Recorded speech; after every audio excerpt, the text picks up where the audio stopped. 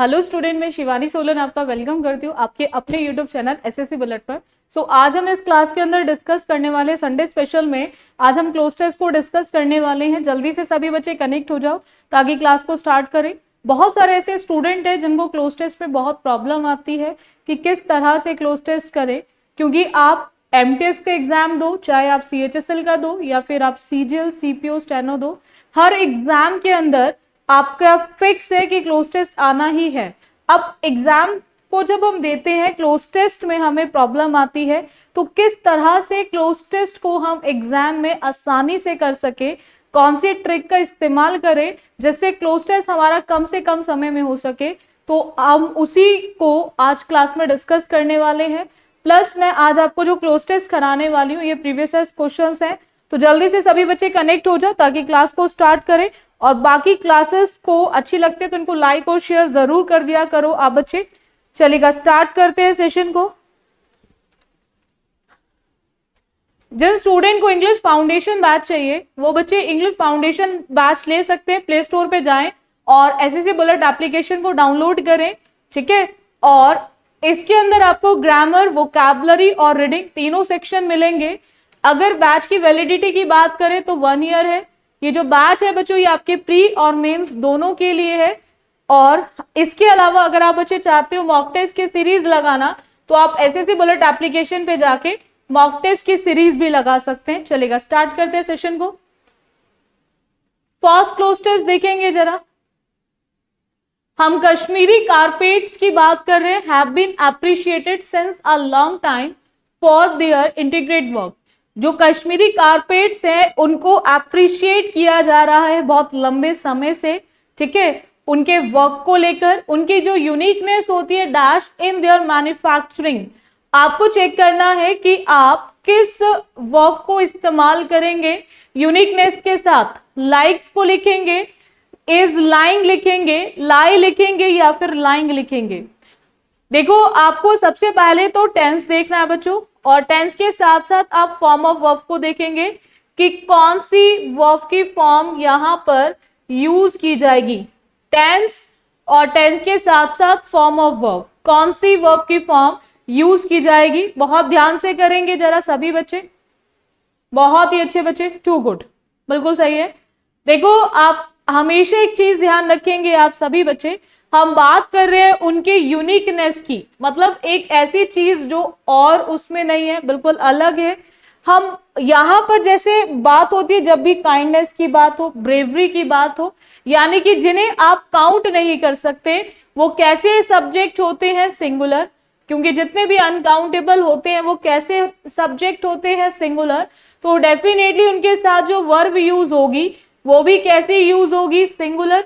हम उसके साथ वर्ब भी कैसे यूज करेंगे, सिंगुलर वर्ब का यूज करेंगे। अब यहां पर दो चीजें आती है बच्चों। अगर मैं लाई की बात करूं, बहुत ही अच्छे बच्चे, जितने भी स्टूडेंट इसका आंसर फर्स्ट बोल रहे हैं उन सभी का बिल्कुल करेक्ट है। लाई की बात करूं, लाई मतलब वर्ब की फर्स्ट फॉर्म। फर्स्ट फॉर्म होती है प्लूरल, और आईएनजी कभी भी हेल्पिंग के बिना नहीं आती। और इज के साथ आईएनजी मतलब जब कोई एक्शन आपका चल रहा होता है, जारी है, तो यहां पर हम किसी जारी एक्शन की बात नहीं कर रहे, तो इसीलिए इसका आंसर ऑप्शन क्या आ जाएगा, लाइज। चलेगा, नेक्स्ट आते हैं। नेक्स्ट क्वेश्चन देखो, सेकंड ब्लैंक के लिए जरा चेक करो क्या आएगा।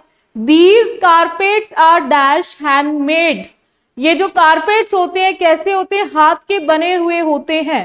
किस तरह के हाथ के बने हुए, प्योरली, बिल्कुल प्योर रूप से बने होते हैं हाथ के, सिंपल तरीके से बनाए गए होते हैं, एब्सोल्युटली या फिर मेयरली। मेयरली मतलब होता है ओनली, केवल जिसको बोलते हो आप, वहां पे यूज करते हो। तो देखो जरा किस तरह के हाथ के बने होते कारपेट है जिनको अप्रिशिएट किया जाता है, किया जा रहा है एक लंबे समय से, उनके यूनिकनेस को लेकर, ठीक है। तो ये किस तरह से बने हुए हैं, वेरी गुड, बहुत ही अच्छे बच्चे। प्योरली तरीके से, प्योर रूप से ये हाथ के बने हुए होते हैं, ठीक है, इसीलिए इनको पसंद भी किया जाता है। नेक्स्ट आते हैं। You can dash different carpets from a variety of silk and woolen once.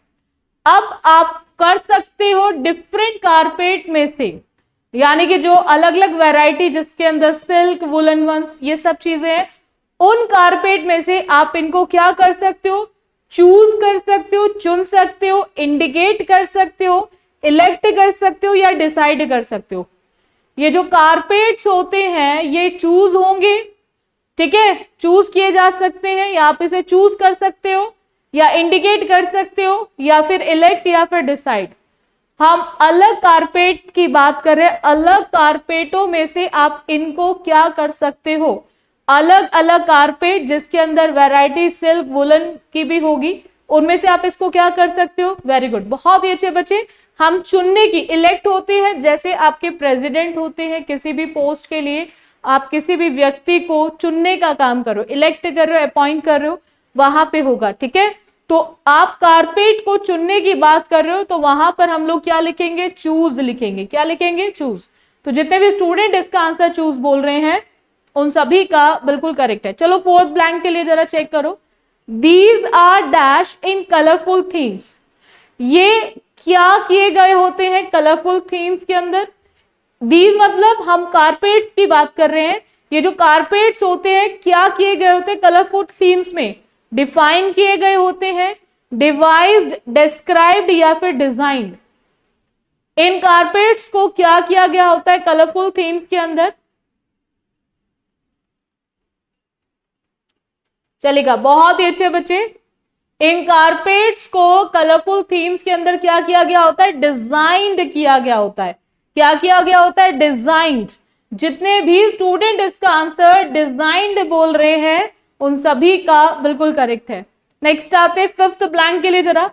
जो मेन आर्ट होती है कारपेट की, कारपेट मैन्युफैक्चरिंग की, वो क्या होती है, is dash with assisted, attended, associated या फिर अबेटेड।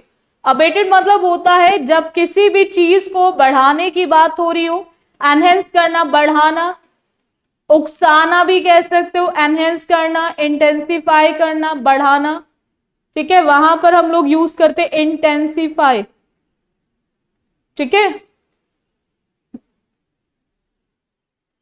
बहुत ही अच्छे बच्चे। जितने भी स्टूडेंट इसका आंसर एसोसिएटेड बोल रहे हैं, ठीक है, मैन्युफैक्चरिंग इज एसोसिएटेड, एसोसिएटेड उन सभी का बिल्कुल। असिस्ट मतलब होता है जब कोई व्यक्ति आपको सहायता करने का काम कर रहा है, सहायता करने का, और असिस्ट मतलब सहायता करना, और एसोसिएटेड मतलब जुड़ा होना, ठीक है। तो यहां पर जितने स्टूडेंट इसका आंसर एसोसिएटेड बोल रहे हैं उन सभी का बिल्कुल करेक्ट है। चलो नेक्स्ट आते हैं, एक और पैराग्राफ देखेंगे जरा। The short story in literature is usually concerned with a single effect conveyed in only one or dash few significant episodes or scenes। हम शॉर्ट स्टोरी की बात कर रहे हैं लिटरेचर के अंदर, ठीक है, जिसका कंसर्न किसके साथ होता है, एक सिंगल इफेक्ट जो कन्वे की जाती है केवल वन और डैश फ्यू सिग्निफिकेंट। आपको चेक करना है फ्यू से पहले आप क्या यूज करेंगे, article a, article the, limited या फिर लिटिल। आप किसको यूज करेंगे बिफोर फ्यू, बहुत ध्यान से देखेंगे।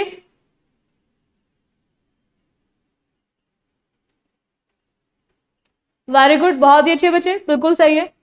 देखो बच्चों, फ्यू की बात करें, फ्यू का यूज होता है वहां जब हम बात करते हैं काउंटेबल की। फ्यू का यूज होता है वहां जहां हम बात करते हैं काउंटेबल की, और लिटिल का यूज होता है वहां जहां हम बात करते हैं अनकाउंटेबल की। अनकाउंटेबल के लिए हम लिटिल लिखते हैं बच्चों, और काउंटेबल के लिए हम फ्यू लिखते हैं, ठीक है। तो यहां पर हम किसकी बात कर रहे हैं, सिग्निफिकेंट क्या है भाई, महत्वपूर्ण क्या है, एपिसोड और सीन्स। तो ये काउंटेबल है ना भाई, गिने जा सकते हैं, एपिसोड सीन गिने जा सकते हैं, तो लिटिल हट जाएगा, ठीक है। अब यहां पर लिखा ओनली वन, मतलब जीरो तो नहीं है ना, जीरो से ऊपर है, तो जीरो से ऊपर है तो हम लोग क्या लिखेंगे, फ्यू से पहले अ फ्यू, क्योंकि फ्यू जो होता है बच्चों वो आपका नेगेटिव वर्ड होता है जिसका मतलब होता है इक्वल टू नथिंग, यानी कि ना के बराबर, बिल्कुल ना के बराबर, वहां पे यूज करते हैं, ठीक है। और यहां पर फ्यू से पहले द लगता है जब आप कंप्लीट की बात कर रहे हो, कंप्लीट की बात कर रहे हो, जितना भी है वो सारा। मैंने बोला जितने भी क्लास में स्टूडेंट आए मैंने उन सबको पढ़ा दिया, मतलब जितने भी आए थे उन सबको पढ़ाया, तो वहां पर हम लोग क्या यूज करेंगे, द फ्यू का यूज करेंगे, बिकॉज हम बात कर रहे हैं स्टूडेंट्स की।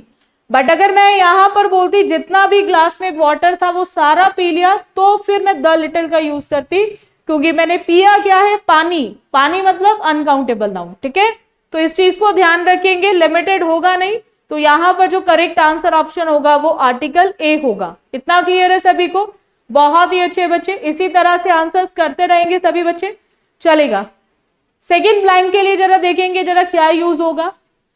आफ्टर दैट उसने बोला है कि ये जो फ्यू सिग्निफिकेंट एपिसोड और scenes dash the, after that देखो यहां पे क्या होगा, the dash encourages economy of setting. अब क्या एनकरेज करती है इकोनॉमी ऑफ सेटिंग को? उसका प्रोसीजर, उसकी प्रैक्टिस, उसकी फॉर्म या फिर उसकी शेप, कौन सी चीज उसको एनकरेज करती है? वेरी गुड, बिल्कुल सही है, बहुत ही अच्छे बच्चे। जितने भी स्टूडेंट, देखो हम एक अभ्यास की बात कर रहे हैं, हम किसकी बात कर रहे हैं, अभ्यास की, ठीक है। तो वो जो प्रैक्टिस होती है वो कहीं ना कहीं एनकरेज करती है, बढ़ावा देती है, किसको, एनकरेज इकोनॉमी ऑफ सेटिंग को। तो जितने भी स्टूडेंट इसका आंसर सेकेंड बोल रहे हैं, प्रैक्टिस बोल रहे हैं, इन सभी का बिल्कुल करेक्ट है। चलो नेक्स्ट आते हैं, थर्ड ब्लैंक के लिए जरा चेक करो। And dash narrative and omission of a dash plot. अब नरेटिव्स के साथ आप क्या लगाओगे, CURT कट यूज करोगे, या फिर आप यूज करोगे लॉन्ग, लेंथी या फिर कंसाइज। हम बात करें एक स्टोरी की, तो किस तरह की स्टोरी की बात की जा रही है? जो स्टोरी बहुत लंबी है, लेंथी है या कंसाइज है। देखो जरा किस केस में यूज करेंगे, जरा बहुत ध्यान से चेक करेंगे आप सभी बच्चे। मैं साइड हो जाती हूं ताकि आप पढ़ सको प्रॉपर तरीके से।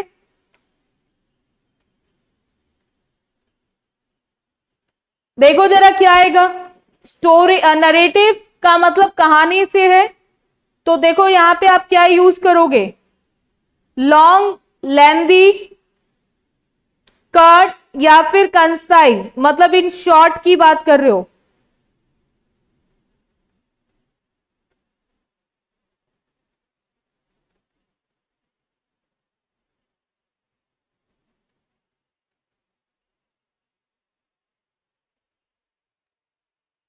बहुत ही अच्छे बच्चे, बिल्कुल सही है। जितने भी स्टूडेंट इसका आंसर कंसाइज बोल रहे हैं, हम शॉर्ट की बात कर रहे हैं, कंसाइज बोल रहे हैं, उन सभी का बिल्कुल करेक्ट है। नेक्स्ट आते हैं फोर्थ ब्लैंक के लिए, जरा चेक करो क्या होगा।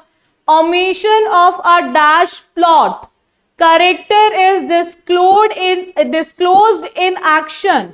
किस तरह का करेक्ट प्लॉट है ये? स्लाइड, फ्यूज या फिर कंपाउंड या फिर कॉम्प्लेक्स।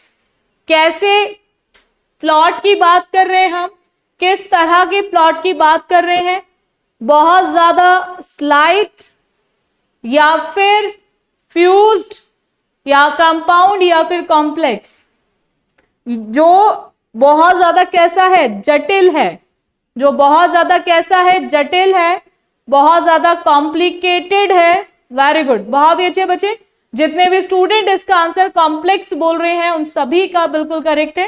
नेक्स्ट आते हैं, character is disclosed in action and a dash encounter but is seldom fully developed. ठीक है, melodious, encounter, balanced, dramatic and या हार्मोनियस। बहुत ही मधुर, बैलेंस, संतुलन बना हुआ, या फिर हम हार्मोनियस, हार्मनी याद है ना, जहां पर दो लोगों के बीच में सहमति होती है, यानी कि सामंजस्य की बात की जा रही है, या फिर ड्रामेटिक, जहां चीजें बहुत ज्यादा नाटकीय टाइप की हैं। किस तरह का इनकाउंटर? ड्रामेटिक। बहुत ही अच्छे बच्चे, जितने भी स्टूडेंट इसका आंसर ड्रामेटिक बोल रहे हैं, उन सभी का बिल्कुल करेक्ट है, चलेगा। नेक्स्ट आते हैं, नेक्स्ट देखो paragraph. Temptation of one kind और अनदर ल्यूर एवरीवन। होता ना, इंसान को लालच होता है, लोभ होता है, लालसा होती है, ठीक है। तो टेम्पटेशन ऑफ वन काइंड और अनदर ल्यूर एवरीवन, जो कहीं ना कहीं हर एक व्यक्ति को खींच रहा है अपनी ओर। The important thing is dash them from gaining a foothold in our dash. Important thing क्या है इसके अंदर, इसके बाद आप टू प्रिवेंटिंग लिखोगे, प्रिवेंटेड लिखोगे, टू प्रिवेंट लिखोगे या फिर प्रिवेंट लिखोगे। इसके बाद आप किस फॉर्म ऑफ वर्ब को इस्तेमाल करोगे, ठीक है। तो देखो जरा, इसके साथ हम क्या लिखेंगे, इंपॉर्टेंट थिंग क्या है इसके अंदर,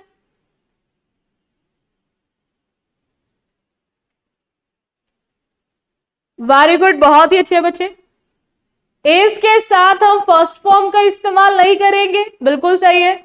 जितने भी स्टूडेंट इसका आंसर टू प्रिवेंट बोल रहे हैं, यानी कि हम बात कर रहे हैं इंफिनेटिव की, टू प्लस वर्ब की फर्स्ट फॉर्म यानी कि इंफिनेटिव। किसका इस्तेमाल करेंगे, इंफिनेटिव। आपको ध्यान रखना यहां पे टू के साथ आईएनजी नहीं आती, ग्रामेटिकली इनकरेक्ट है। आप इज आर एम के साथ थर्ड फॉर्म कब लिखेंगे, जब सेंटेंस आपका पैसिव वॉइस है, बट यहां पर हम होने की बात कर रहे हैं, ठीक है। तो इसीलिए इसके बाद थर्ड फॉर्म नहीं, इंफिनेटिव का इस्तेमाल किया जाएगा। नेक्स्ट आते सेकंड ब्लैंक के लिए, जरा चेक करो। अब वो क्या करता है, gaining a foot hold in our dash, minds, bodies, eyes या फिर सोल्स।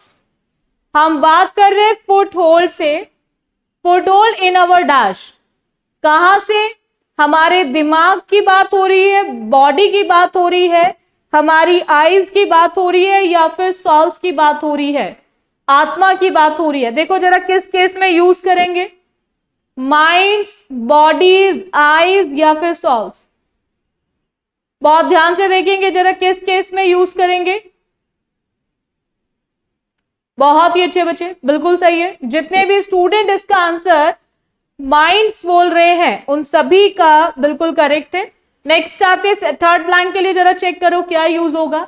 उसने बोला एज सुन एज, जैसे ही we detect the first dash of temptation, यानी कि जैसे ही हम पता लगाएंगे पहले एक लोभ का, एक लालसा का, क्या, मैसेज को, साइन को, कोड को या फिर सिंबल को, किस चीज का पता लगाएंगे जैसे ही हम सबसे पहले, ठीक है। तो पहला क्या होगा, एक सिड्यूस करना किसी को, है ना, एक तो लोभ होता है, तो हम उसको डिटेक्ट किस चीज को करेंगे, किस चीज का पता लगाएंगे, पहला मैसेज, साइन, कोड या फिर सिंबल। बहुत ही अच्छे बच्चे, बिल्कुल पहला उसका साइन, जहां से हमें चीजें पता चलेंगी, ठीक है, that is sign is the correct one. Next आते फोर्थ ब्लैंक के लिए, जरा चेक करो। And we should become watchful, और फिर हमें होना चाहिए, जैसे हम डिटेक्ट करते हैं, जैसे डिटेक्ट करेंगे पता चल जाएगा ये साइन है टेम्पटेशन का, तो वैसे ही हमें होना चाहिए वॉचफुल, यानी कि अलर्ट, बहुत ज्यादा केयरफुल होना चाहिए, बहुत ज्यादा अटेंटिव होना चाहिए, ठीक है। और अटेंटिव होने के साथ साथ एंड डैश, और हमारी जो अटेंशन है टू गुड और नोबल थॉट्स, अच्छे विचारों की बात की जा रही है। वॉचफुल के साथ साथ हमें क्या होना चाहिए, टर्न करना चाहिए, रिवॉल्व, चेंज या फिर ट्विस्ट। हम किसका इस्तेमाल करेंगे, बिल्कुल सही है भाई, हम अलर्ट हो जाएंगे और हमारी जो अटेंशन है वो पूरी तरह से किस और मुड़ जाएगी, अच्छी थॉट्स की तरफ, अच्छे विचारों की तरफ। तो यानी कि turn attention, turn our attention, हमारे ध्यान को हम मोड़ेंगे किस और, अच्छे विचारों की ओर। तो जितने भी स्टूडेंट इसका आंसर टर्न बोल रहे हैं उन सभी का बिल्कुल करेक्ट है। चलो नेक्स्ट आते हैं फिफ्थ ब्लैंक के लिए, जरा चेक करो। Dash we wait till the temptation becomes to dash, हमें वेट करना चाहिए, जब तक हम क्या नहीं करते, उसका वेट नहीं करते, तब तक क्या होगा, टेम्पटेशन बिकम्स। तो यहां पर आपको चेक करना है कि आप किसका यूज करोगे, अनलेस का, इफ का, वेदर या फिर अनटिल।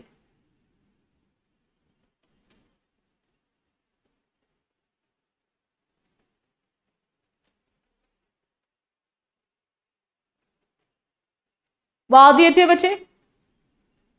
अनलेस और अनटिल बच्चों वहां पर आएगा जहां नेगेटिव सेंस होगा, बट सेंटेंस को पढ़कर आपको क्लियर है कि हमें कोई नेगेटिव सेंस नहीं दे रखा, तो सबसे पहले आप अनटिल और अनलेस को हटा दो, ठीक है। और हम बात कर रहे वी से पहले कंडीशनल वर्ड की, तो वेदर कंडीशनल वर्ड नहीं है, तो यहां पर क्या आ जाएगा, इफ। जितने भी स्टूडेंट इसका आंसर इफ बोल रहे हैं उन सभी का बिल्कुल करेक्ट है, ठीक है। यदि हम वेट करते हैं तब तक टेम्पटेशन बिकम क्या हो जाएगा, जो लोभ है वो क्या हो जाएगा, टू डैश, बहुत ज्यादा स्ट्रांग हो जाएगा बहुत ज्यादा उस समय तक, या फिर फिबल हो जाएगा, बहुत ज्यादा कमजोर हो जाएगा या वीक हो जाएगा। तब तक हमारा जो लोभ है वो क्या हो जाएगा। यदि हम वेट करते हैं तो वेट करने तक हमारा टेम्पटेशन बहुत ज्यादा मजबूत हो जाएगा, बहुत ज्यादा स्ट्रांग हो जाएगा, ठीक है। बाकी सब कैसे वर्ड है, नेगेटिव, कमजोर, फीबल, फ्रेल, ये सब क्या होते हैं जब हम बात करते हैं वीक की। फीबल, फ्रेल, फ्रेजाइल, ये सब आपके नेगेटिव वर्ड्स हैं। ये सब आपके क्या है, जो चीज कैसी होती है, बहुत ज्यादा कमजोर होती है। चलेगा, 7th ब्लैंक के लिए जरा चेक करो। And we are likely to fall, मतलब बिल्कुल हम किस तरह से होंगे, लगभग गिरने वाले कंडीशन में, ठीक है। अब प्लेइंग विद द टेम्पटेशन, उसके साथ खेलना, मतलब कैसा, डैश टू वेलकमिंग इट, कि कहीं ना कहीं ये चीज बताता है कि आप उसका क्या कर रहे हो, वेलकम कर रहे हो। तो प्लेइंग विद द टेम्पटेशन के साथ आप क्या यूज करोगे, अमाउंट्स, अमाउंट, अमाउंटेड या फिर अमाउंटिंग, यानी कि again form of verb check करो जरा, टेंस, और टेंस के साथ साथ आपको फॉर्म ऑफ वर्ब देखनी है, फॉर्म ऑफ वर्ब देखनी है, कौन सा टेंस और किस फॉर्म ऑफ वर्ब को आप यूज करेंगे, बहुत ध्यान से देखेंगे जरा। बहुत ही अच्छे बच्चे, बिल्कुल सही है। देखो बच्चों, ईडी हम नहीं लगा सकते क्योंकि ये सेकेंड फॉर्म हो गया। हम जानते हैं कि पैराग्राफ जो चल रहा है वो किस में चल रहा है, प्रेजेंट में, is present, detect present, first form. तो यहां पर हम सेकेंड फॉर्म पास्ट का इस्तेमाल नहीं कर सकते। आईएनजी बिना हेल्पिंग वर्ब के नहीं आता, इसलिए ये भी गलत है। खेला किसके साथ जा रहा है, टेम्पटेशन, कैसा केस है, सिंगुलर, और अगर सब्जेक्ट सिंगुलर होगा तो हम वर्ब की फर्स्ट फॉर्म का इस्तेमाल नहीं कर सकते क्योंकि ये हो जाएगा हमारा प्लूरल, और प्लूरल वर्ब हम सिंगुलर सब्जेक्ट के साथ यूज नहीं कर सकते, तो इसीलिए हमें लगाना पड़ेगा वर्ब में एस और ईएस, यानी कि हमें यहां पर अमाउंट्स लिखना पड़ेगा। चलो नेक्स्ट आते हैं, 8th ब्लैंक के लिए जरा चेक करो। इनफैक्ट वास्तव में बात हो रही है कि safest is dash is to avoid situation in which may be tempted, कि हमें क्या करना चाहिए, अवॉइड करना चाहिए उस स्थितियों को जिसके अंदर हम क्या हो सकते हैं, सिड्यूस, मतलब किसी भी चीज की ओर खींचे जा सकते हैं, ठीक है। तो आपको चेक करना यहां पर कि क्या यूज होगा, सेफेस्ट क्या है, आइटम, ट्रैक, ऑब्जेक्ट या फिर थिंग।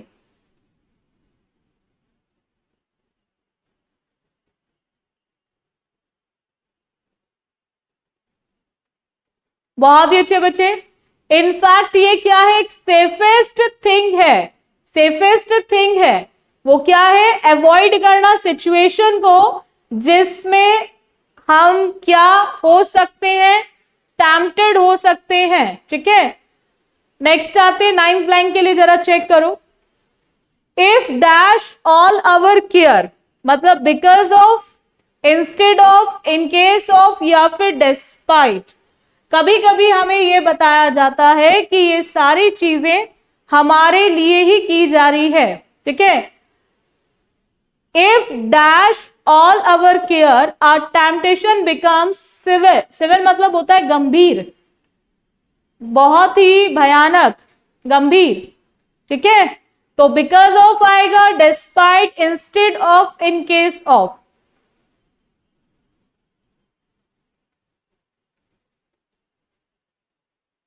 बहुत ही अच्छे बच्चे। बिकॉज ऑफ आता है जहां रीजन बताया जा रहा है, इंस्टेड ऑफ आता है आप इस जगह पे, आप इसके स्थान पर, जैसे बैंकिंग की जगह पे आप किसका तैयारी करो, किसकी तैयारी करो, एसएससी की, तो वहां पे इंस्टेड ऑफ आएगा। इन केस ऑफ मतलब इफ वाला केस। तो ये तीनों ऑप्शंस एलिमिनेट हो गए, बचता क्या है आपका despite, in spite of, despite of, in spite of के बावजूद, इसके अतिरिक्त। तो यहाँ पे despite all our care are temptation क्या हो जाएगी, गंभीर हो जाएगी, लोग गंभीर हो जाएगा। And we dash not get upset और disappointed but turn to a good friend for advice and help. तो फिर हमें क्या करना चाहिए, क्या गेट अपसेट, हम अपसेट और डिसअपॉइंटेड, निराश भी नहीं होंगे, और हम किस और मुड़ चुके होंगे, एक अच्छे दोस्त की एडवाइस की और उसकी मदद की ओर। तो यहां पर शुड आएगा, कुड आएगा, या वुड आएगा, या फिर माइट आएगा। बहुत ध्यान से देखेंगे जरा, किसका यूज करेंगे, शुड, कुड, वुड या फिर माइट। बहुत ध्यान से देखेंगे जरा क्या आएगा, शुड, कुड, वुड या फिर माइट।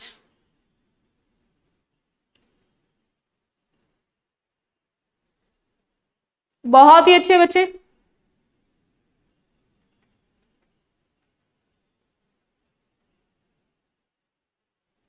बहुत ही अच्छे बच्चे। कुड का यूज बच्चों कहां होता है, जहां हम एबिलिटी, कैपेसिटी की बात करते हैं, पास्ट की एबिलिटी की या फिर कैपेसिटी की बात करते हैं, पास्ट की, वहां पर होता है। वुड आपके अलग अलग केस में यूज होता है, आप अपनी इच्छा को व्यक्त कर रहे हो, वहां भी आता है, बट यहां पर हम इच्छा को व्यक्त करने की बात नहीं कर रहे। मे और माइट आता है, हो भी सकता है या नहीं भी।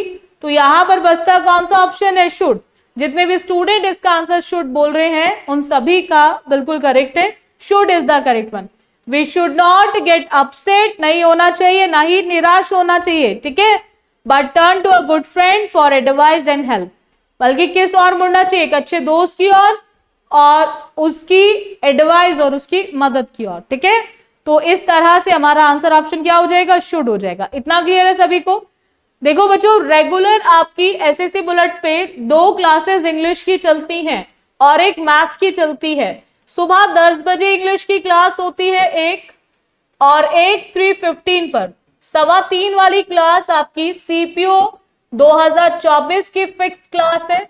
सीपीओ 2024 की ये क्लास फिक्स है, और इसके बाद आपकी क्लास चलती है रात 9 बजे एसएससी बुलेट पे। ये जो रात 9 बजे वाली क्लास है, ये आपकी मैथ्स की क्लास होती है बाय अनुसर। अनुसर इस क्लास को लेते हैं रेगुलर बेसिस पे रात 9 बजे, ठीक है। और हर संडे स्पेशल में आपके लिए क्लोज टेस्ट की क्लास मैं लेकर आती हूं, ठीक है। सो रेगुलर आप सभी बच्चे क्लासेस को लेते रहे। बाकी जिन स्टूडेंट को इंग्लिश फाउंडेशन बैच चाहिए, तो आप प्ले स्टोर पे जाकर एसएससी बुलेट एप्लीकेशन को डाउनलोड कर सकते हैं, और ये बैच आपको 799 में मिल जाएगा। और अगर आपको डाउनलोड में या किसी भी तरह की प्रॉब्लम आती है, एनी टाइम आप एसएससी बुलेट के नंबर पे कॉल कर सकते हो। अगर हम बात करें बच्चों यहाँ पर इंग्लिश फाउंडेशन बैच की, तो इस बैच के अंदर आपको ग्रामर, वोकैबुलरी और रीडिंग तीनों सेक्शंस आपको मिलेंगे इसके अंदर। और बैच की जो वैलिडिटी है वो आपकी 1 ईयर है। बैच की वैलिडिटी आपकी 1 ईयर है। बाकी जिन स्टूडेंट की तैयारी हो रखी है, वो चाहते हैं प्रैक्टिस करना, तो आप प्रैक्टिस कर सकते हैं। उसके लिए आप मॉक टेस्ट की सीरीज भी एसएससी बुलेट एप्लीकेशन पर जाकर लगा सकते हैं, ठीक है। सो रेगुलर आप अच्छे क्लासेस लेते रहे, और जिन स्टूडेंट को प्रैक्टिस करनी है तो मॉक टेस्ट की सीरीज लगा ले। बाकी जो भी आपकी लाइव क्लासेस चलती है, चाहे वो सुबह 10 बजे, चाहे 3:15 बजे या फिर रात 9 बजे, इनकी जो पीडीएफ मिलेंगी वो आपको टेलीग्राम पर मिलेंगी। डिस्क्रिप्शन में जाएंगे, टेलीग्राम का लिंक मिलेगा, वहां पे जाके जुड़ जाएं, वहां पर आपको हर लाइव क्लास की पीडीएफ मिलेगी, ठीक है। सो रेगुलर क्लासेस लेते रहें। So thank you student for this session. बाकी करेंगे हम नेक्स्ट क्लास में। कल मंडे स्पेशल में आपको मिलेगी वोकैब डोज, ठीक है, जो रहेगी स्पेशली ईडीएम एंड फ्रेजेस की। और प्लस उसके बाद कल 3:15 बजे, मंडे में 3:15 बजे सीपीओ की क्लास, और रात 9 बजे रहेगी आपकी मैथ्स की क्लास।